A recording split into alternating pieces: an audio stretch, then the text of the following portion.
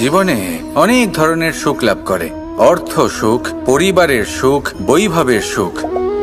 কিন্তু এমন একটা সুখ আছে যা বেশিরভাগ মানুষকে প্রভাবিত করে, কিন্তু সেই সুখ তাদের কোনো প্রয়োজনই নেই। সেটা হলো পরনিন্দা সুখ। অর্থাৎ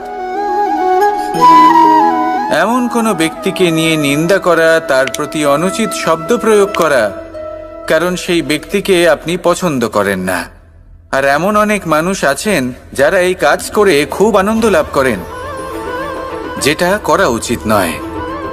কারণ এতে আপনার সময়, আপনার ঊর্জা, আপনার নিজের অন্তরের ইতিবাচক শক্তি আপনি নষ্ট করে ফেলছেন। আর এই সব কিছুই আপনার প্রয়োজন আছে। যাদেরকে আপনার পছন্দ নয় সেই ব্যক্তির বিষয়ে কথাই বলবেন না। সেই সব ব্যক্তির দিকে মনোনিবেশ করুন যাদের আপনি ভালোবাসেন। সেই সব কাজে মন দিন যেগুলো আপনার ভালো লাগে। সেই বস্তুর দিকে নজর দিন যেগুলো আপনার প্রিয়। নিজের লক্ষ্যের দিকে,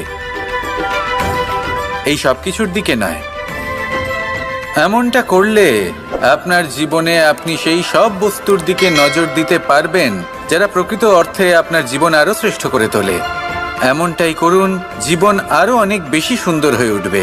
আর তখন এই মন প্রসন্ন হয়ে বলবে, রাধা রাধা।